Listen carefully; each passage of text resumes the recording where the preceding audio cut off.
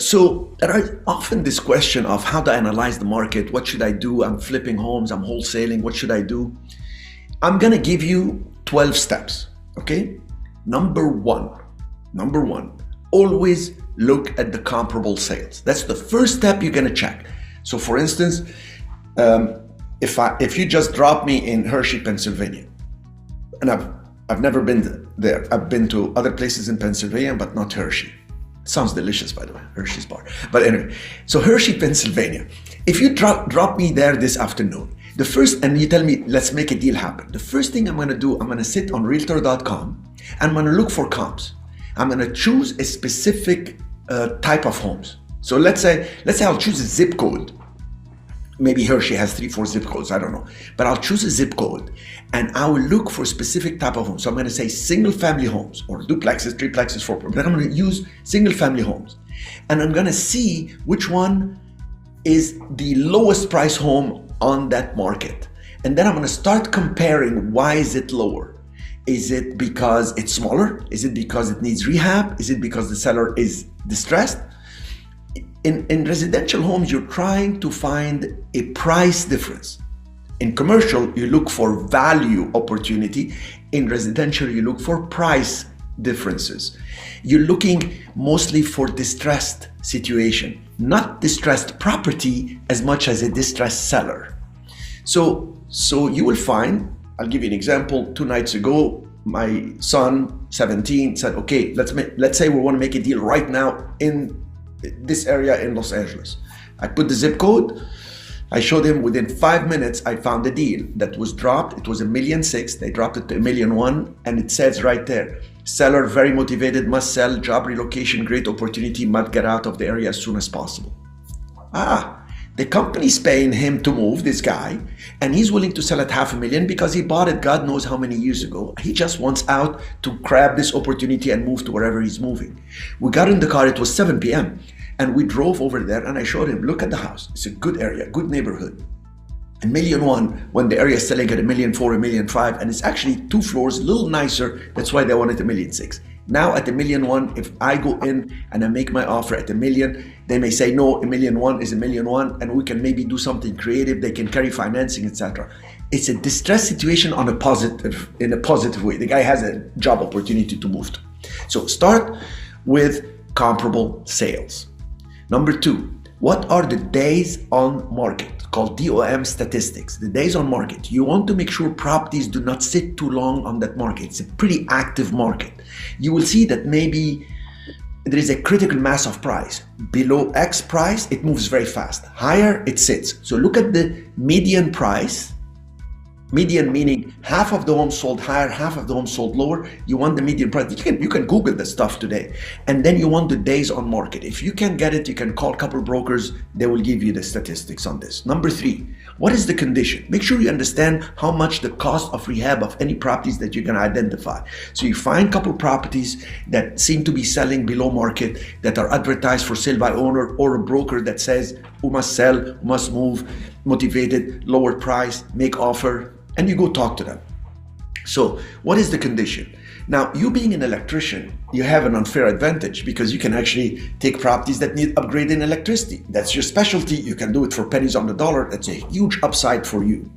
Now, you can also team up with some contractor, etc., and do some work by doing work for hire with somebody or partnering with them that they spend the money and then you pay them on the exit.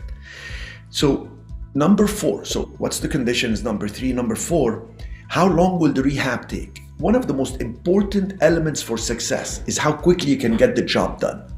This is what killed me in San Francisco. I had delays by the city. I had delays by the city planning office. You can Google the latest articles about this. The city planning office in the city of San Francisco killed developers. They were dying so badly that they went and started bribing the city planning office employees at tens of thousands of dollars, some even over 100,000. Well, guess what? They arrested the developers that did that. They arrested 6 people from the city planning office of San Francisco, put them in jail, which delayed the city by 2 more years, creating an absolute disaster, bloodbath in the entire city of San Francisco. You can Google it. You could see, I've been there. I've been fighting the devil called the city planning office and the construction permits and all this. Just nobody was giving approvals. So understand how long the rehab will take and what kind of policies around the city for these type of rehabs. Number 5, what are the prices and what are the prices and how many homes are listed nearby similar to the home you are planning to purchase? So now the comparable sales, but you also want to know when you're going to be done, you want to see what's currently listed and for how much. So it's not just the comparable sales, like what's sold in the past. You want to know what's for sale now, because now you're going to see if what sold in the past was 700,000, but what's selling now similar is 600 on the market. Guess where the market is going? So now you have 3 statistics to worry about: what sold in the past for how much, how many days it's sitting on the market, and what's listed now on the market. It's listed for more. Great, that's a wonderful sign. That means trending up. Number 6, what is the plan with the property? Do you have a clear plan? And what are the numbers for these costs? Okay, so not only what you're going to do, but how much and how long. Now, do you have the means to acquire, rehab, and resell? If not, who can help you? How much cash do you have? Can you raise the money? Can you do partnerships? Who can partner with you? I've done partnerships with contractors, and they were very successful situations. I said to the contractor, I got the property.